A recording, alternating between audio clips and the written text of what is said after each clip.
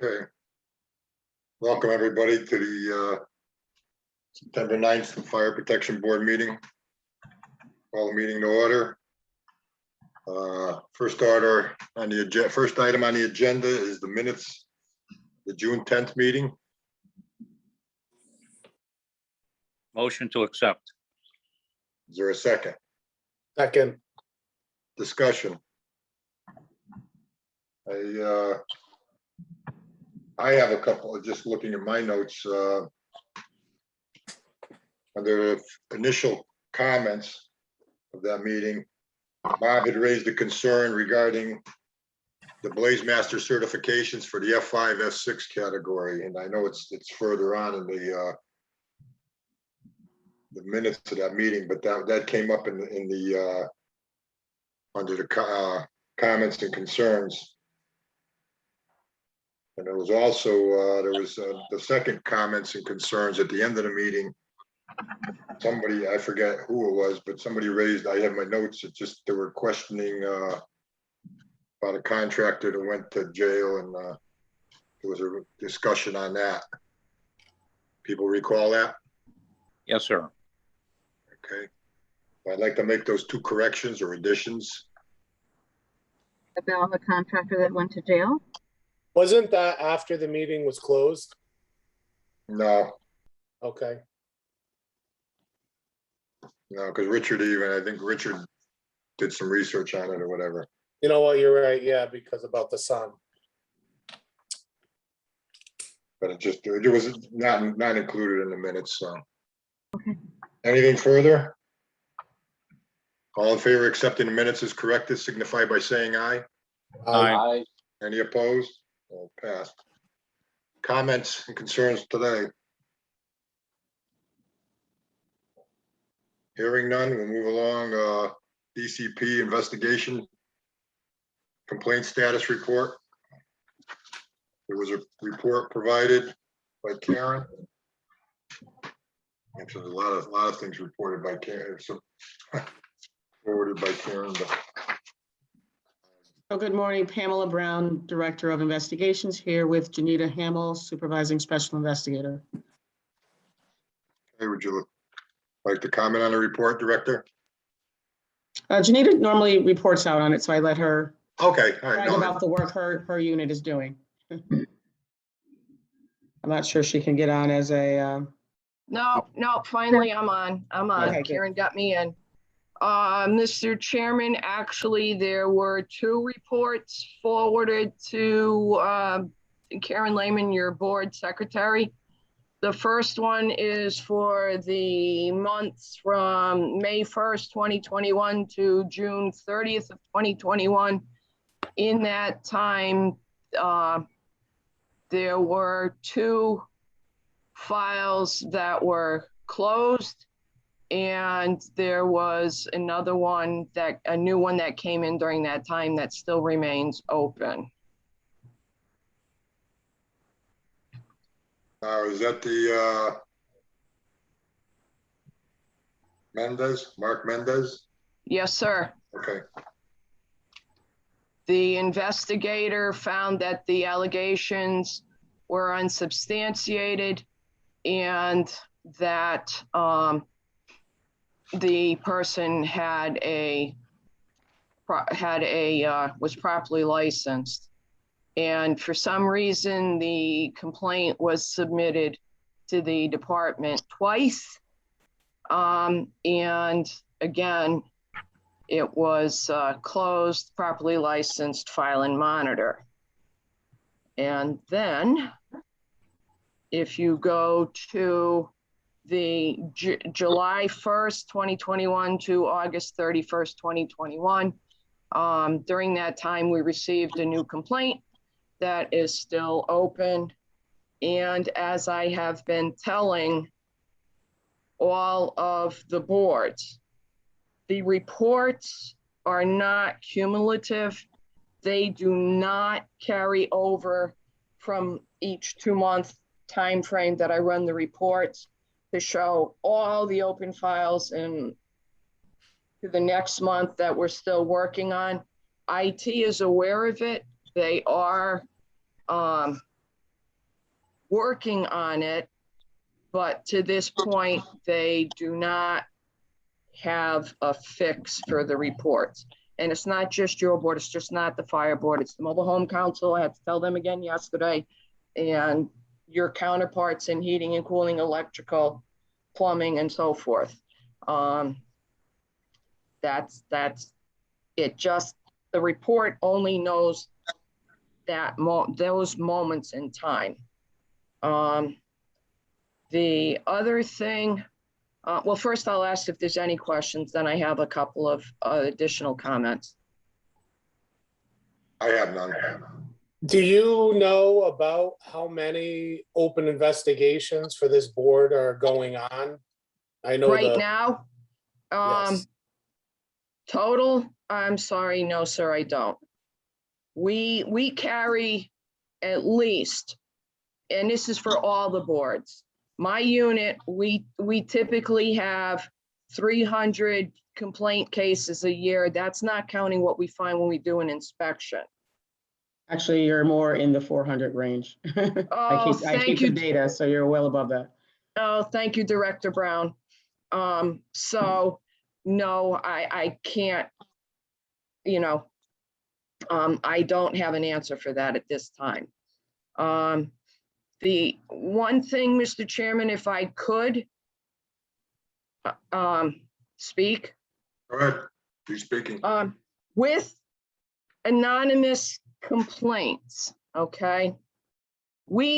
Because all the boards wanted it, DCP created an online anonymous complaint form to be utilized. And my staff and I will investigate any complaint submitted to the fullest possible extent that we can. However, if you send in an anonymous complaint, you don't exist. Therefore, you can't contact the agency and ask for information about a complaint because we don't know who the complainant is. And on open cases, if you are not the complainant listed, you cannot have any information about the investigation or the case while it's open under investigation, or it's open and been referred to legal for an administrative, for review by legal and determination of what administrative action they're going to take. Okay, that's that.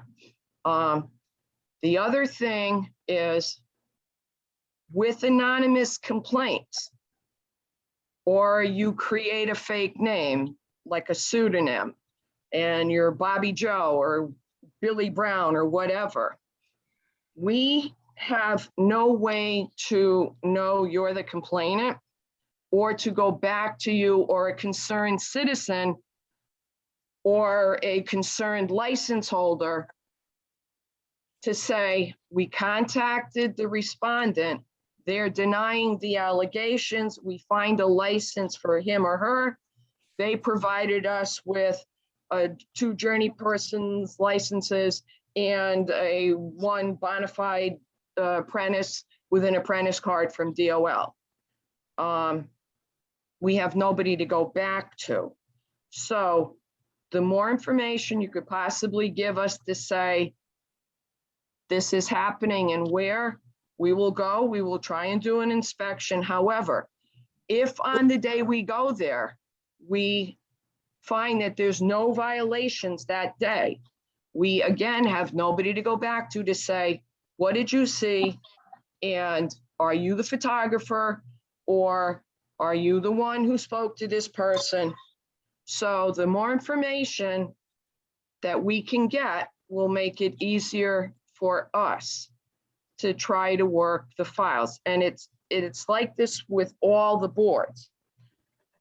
I've gotten anonymous complaints that will list the shop as the location for the violation. Well, no, they didn't do work on a construction site in the shop, or they're saying the shop secretary or their business manager or the office manager in the shop knows what's going on. You know, the more information we could get to be able to do it works. The other thing is, and some of you that have been on the board for a long time, like Mr. Moscato, Chairman Waskowitz, Mr. Wipachowski, Mr. Hollis, they know that historically we've not had a lot of staff. So when we go and do a site inspection and we go out there, and if there's no violations on that day, there is not a high probability that we're going to have staff to keep running down to Fairfield or Greenwich on a job site because we cover the entire state.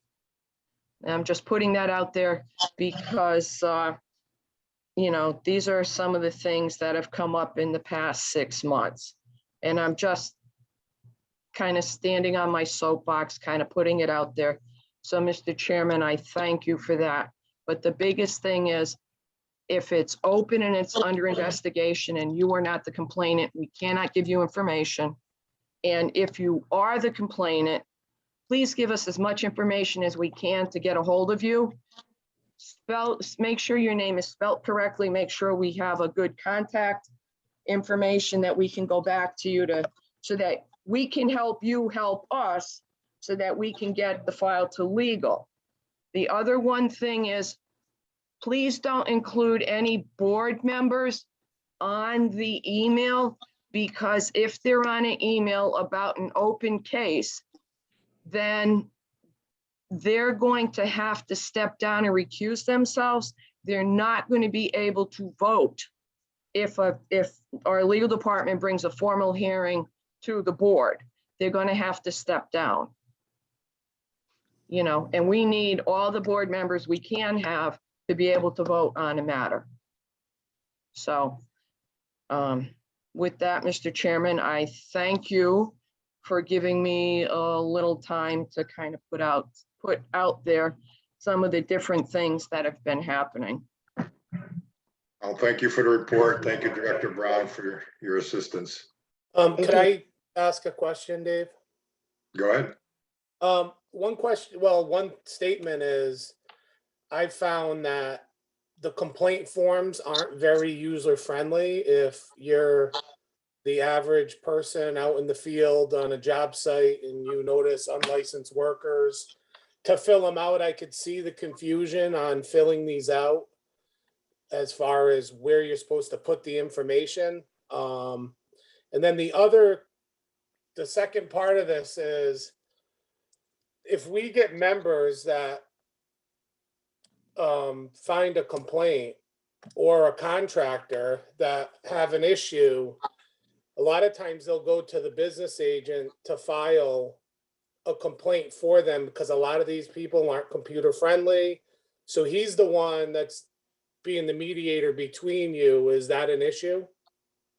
No, if you're going to your business manager, your business agent, or the union's filing the complaint, no. What the problem is if, let's say you are copied on an email and you're a board member, then we're losing you as a potential person to vote on a file. Right, I get that. You know, that's where an issue comes up, is if sometimes people get excited, and there's another board, not yours, where they tend to, as a group, email each other about something that's going on and also filing a complaint at the same time. And now that chairperson and 3 or 4 of those board members already have advanced knowledge, and it makes it difficult for us to put a report forward to legal for them to vote on it, because unfortunately, and Chairman Waskowitz is aware of this, you know, Mr. Moscato, Mr. Hollis, Mr. Wipachowski, there's times where we've done reports and we've gone to legal and we've come before the board. And sometimes these contractors or unlicensed people will have a sharp, savvy attorney, and they will make it a point to say that, oh, well, how can you present it to this board? Because Chairman so-and-so went to Miss so-and-so on the board with an email, or Mr. so-and-so with an email on the board, or contractor so-and-so on the board. Therefore, they will say that the board has prior knowledge and that they're prejudiced. So it's, you know, we have no problem if you're union, the unions file complaints with us all the time. Okay, So thank I you. just want to add to the complaint file. So if someone's not computer savvy, they can always mail it in. And so if they are out there and they are eyes and they're seeing that violation take place right in front of them, get your cell phone out, take some pictures when you get home, you know, copy them, you know, print them off, stick it in an envelope with whatever you saw that violation, you know, whatever the violation is, and just mail it into us. It can still be anonymous. We don't need a name. We just need, the more evidence right up front, the better. I mean, there's discreet ways that you can use your cell phone to take a picture where no one will know you're taking a picture.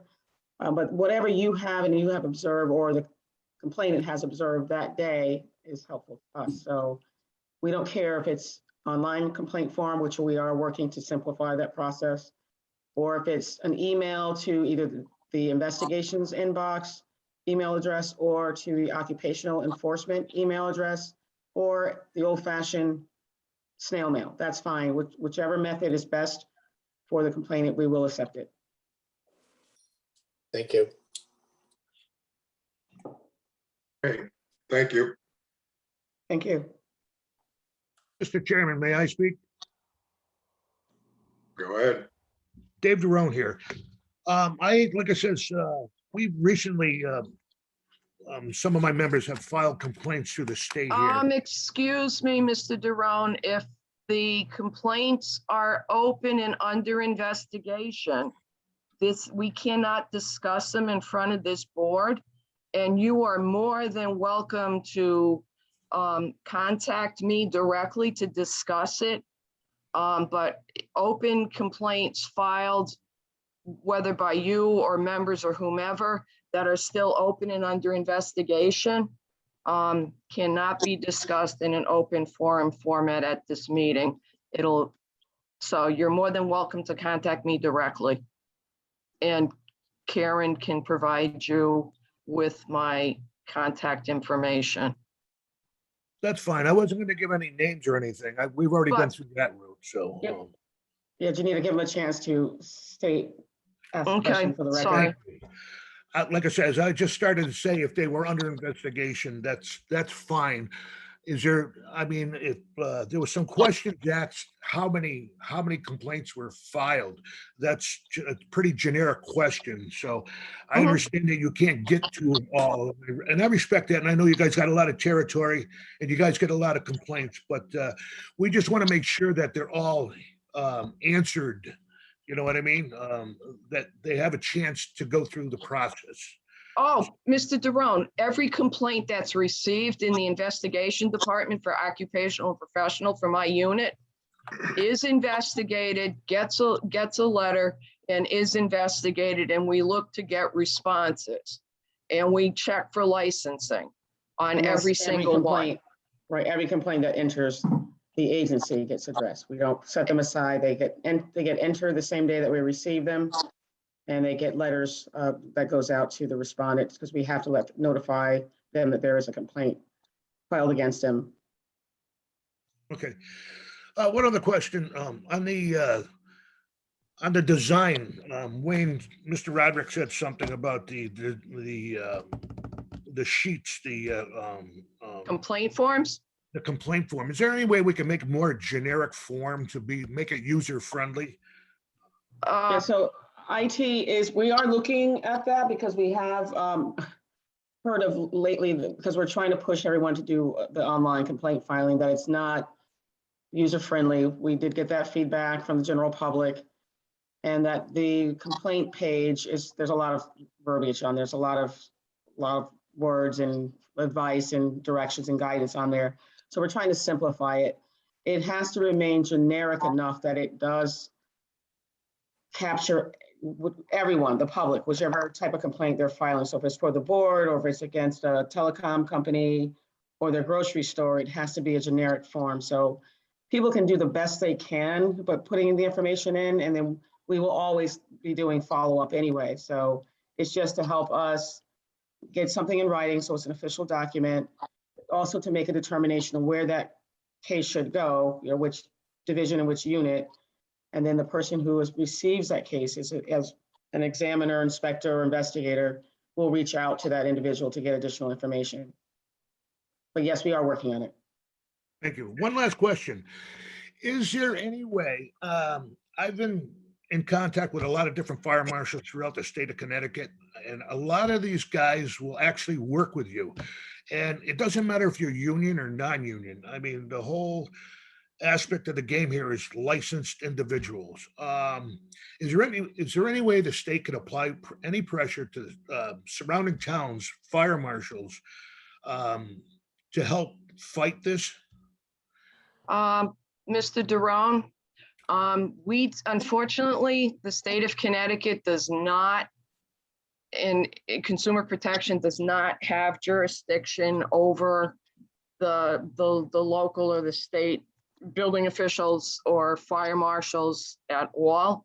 I will say this, prior to COVID and the shutdown, myself, and I started bringing one of my inspectors with me, we have done speaking engagements to the Litchfield County Fire Marshals Association luncheon and explain licensing and what we do, how they can help us, how we can help them. We've also done it with the Hartford Fire Marshal's office. And when myself, especially myself, and that other inspector, because we're both code officials with the state, when we go to our Office of State Building Official or Office of the State Fire Marshal continuing education classes, when the questions come up, we will answer them there. And my counterparts from the towns and cities are not shy about, if they know, especially when we're in person, for these continuing ed classes, are not shy about asking questions or bringing stuff up or approaching us and saying, hey, what do we do about this? What do we do about that? You know, because I do go to both the fire marshal and the occupational CE classes, and I do that on purposely. The only problem is OSBI, the Office of State Building Official, is kind of narrowing the scope of fire marshal credits they'll give me credit for attending now to keep my code official license, you know, up to snuff. But I do go to the fire marshal classes on purpose because I learn a lot, and it's a good outreach for me, for our agency, you know, to make that connection. That's all I got. Thank you for your time and your questions and answers. Oh, you're quite welcome. And sir, if you do have questions about anything that members submitted, by all means, please contact me directly and I'll try and help you out. Thank you. You're welcome, sir. Thank you for the report. Thank you, Mr. Chairman, for your time. Thank you, board members, for your time. Old business, item 1, backflow prevention device. I assume Leslie O'Brien is not attending. Is there anything to report, Richard? No, there's not. Say again? No, there is not. No, okay. So we're still in limbo.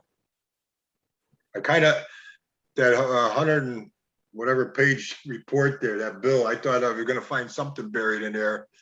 It was a lot of reading. I don't know if anybody else read it, but it was, now you can see how things get buried in bills, but I didn't see anything about backflow, so. All right, so say again? I didn't see anything either. I read it. All right. Nothing new on that. Item 2, F5, F6, the manufacturer certificate.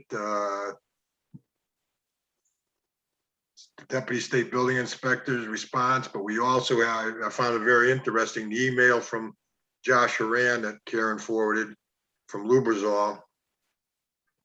It kind of concurred with what Bob and I both thought, that, you know, after the discussion from last meeting, that the Blaze Master certificates are not compatible to the multi-purpose systems.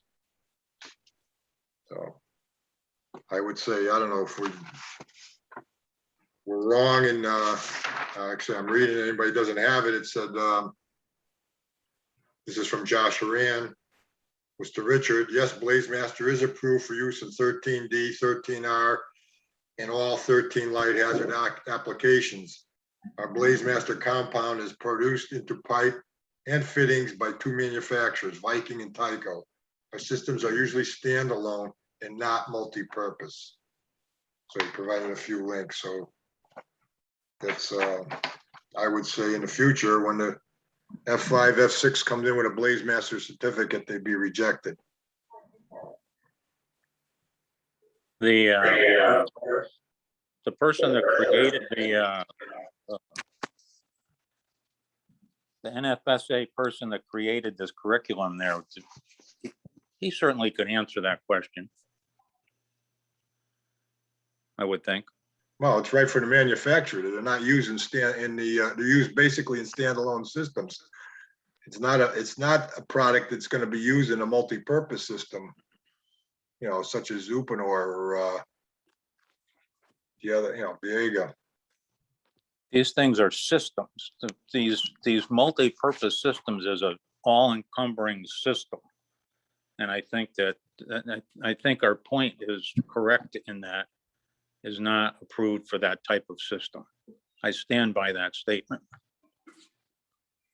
So like I say, I make a recommendation that in the future, these Blaze Masters certificates that come through attached to the F5, F6 categories, license applications be rejected. Is the board in agreement with that, or is there a motion? Or? I agree.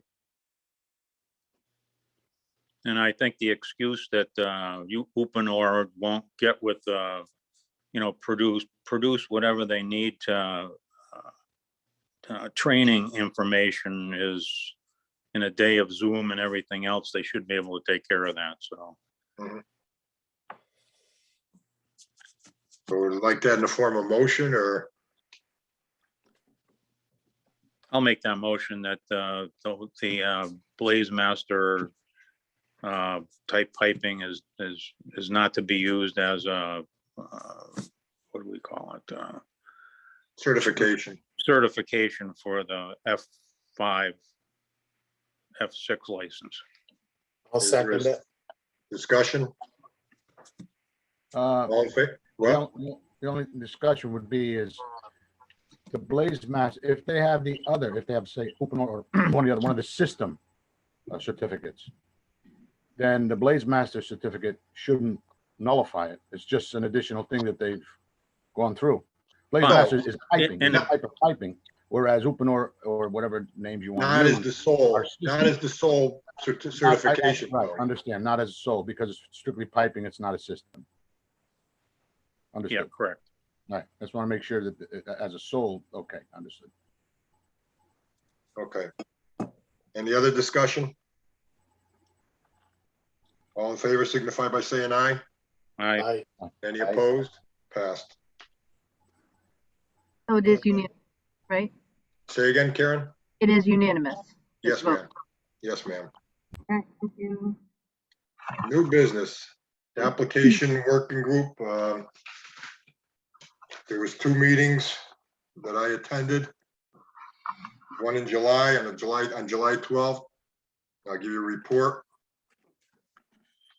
Calvin Dowers, he applied for an F2. He had the FSA 4-book certification, holds a Massachusetts journeyman's license. He's a Mass resident. It was a recommendation to approve. It was unanimous. Eric Hockenberry, he applied for an F2. He also had the AFSA 4-book certification. supplied his mass sprinkler journeyman's license, mass residence. He was recommended to be approved. Justin Hopner, he applied for an F1. He is an ISET level 3. He holds the AST, the layout technician license. Provided some documentation from numerous states, but not for, he's basically a designer. There was recommendation to deny him for the F1. Brett Zamiga, he applied for an F1. He also is an ISET 3. He's a professional engineer in South Dakota. He provided, sometimes this gets quite lengthy, like I talked about that bill 6100, but this individual provided 58 pages of documentation. But he didn't provide any proof of apprentice completion. So he was not recommended denied. There was another review held on August 3rd. Justin Hope. What was that? Oh, I thought somebody said something. Justin Hopener applied for an F1 again. He was denied on the 12th, it was July. He holds no F2 for 2 years. No additional documentation was received. His employer sent a letter requesting a waiver of the F2 and granting him an F1, and it was recommended to be denied. David McConnell, he applied for an F2, notarized letter from Platinum Fire showing 6 years experience. He has a Mass and Rhode Island license. He had the AFSA related instruction, and he was recommended to be approved. Charles Rohrbeck, he applied for an F2. Also had a notarized letter from Platinum Fire, 7 years experience, has a Mass license, the related instruction from AFSA.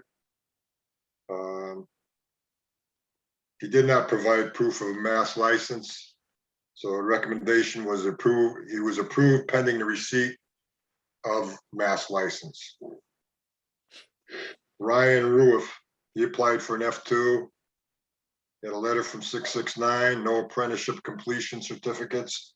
He was registered in 8/3/2018, completed in May of 2021, shows 11,000 hours. There was a letter from the director of apprenticeship. Can't read this, my notes here. He was registered in the state of Ohio. He was recommended to be approved. And there's another session coming up. I believe, was it Monday, Karen? Yeah, it's coming up Monday, so that's all I have to report on that. Any questions? Item 2, the substitute bill I mentioned earlier, the 6100. Includes changes to Connecticut general statutes. Like I said, it was quite lengthy. You read it? Yep. Any comments on that? All right, brings me to a sad thing, item 3. Resignation of board member Bob Hollis. I guess it's not to blow sunshine up, but Not sunny today. it's with great sadness, Bob, that I accept, received that. And I've known you for, we served together on this board, you, Tony, and myself for the last 24 years.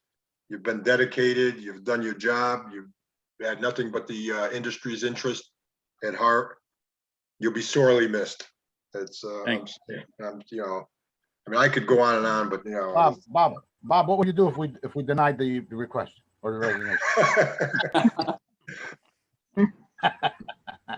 Hey, You'd ask for yours, Tony. that would stop my pension papers from going through. Oh, we don't want to do that. We don't want to do My that. state pension papers. You're a year shy.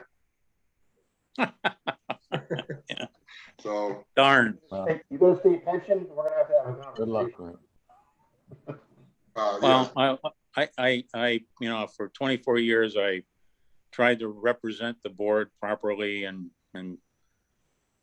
unbiased, and I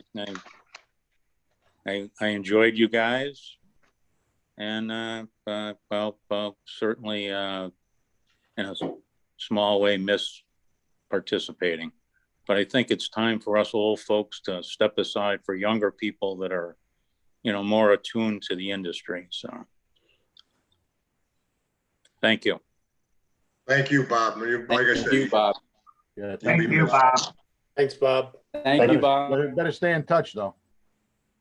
We'll go Look, Mr. clam. Hollis, Works for me. On the way to this casino, stop and see me. I'm going tomorrow. Good luck. Thank you. Thank you, Bob. Correspondence? None? Comments and concerns of persons present today? We still have John Abate here. Did you want me to allow him to speak to see if he wants to? Does he want to speak? Let's see. John, can you hear us? Yes. Yes. Would you like to make any comments at this time, or? I'd like to say to Bob Hollis, you've done a great job, Bob, especially with this this mixed use licensing and things like that. So, you did a great job with all that, and I wanted to thank you. And Part of the job. We're certainly going to miss you, Bob. And the last comment is, with Bob leaving, I only see 4 other board members on the line here today. Not sure if you're going to be looking to fill the vacancies with people that have applied with the state of Connecticut. Just so you know, the board doesn't make out, appointments. It's done by Right. separate office, so. Yeah, actually, there's 5 others on board. You got Kevin Griffith there too. You just can't see him. Okay. There's 6 board members on. Six present. 6 present, right? Thank you. Like I say, it didn't comment about, I served on the board with Bob for 24 years, but I've known him for a heck of a lot longer, since, the 70s, and Don't date us. Don't date us. yeah.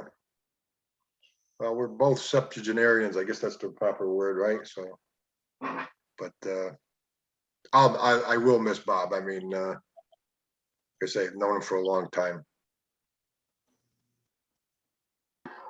Anything further? Well, I'll entertain a motion for adjournment. Motion to adjourn.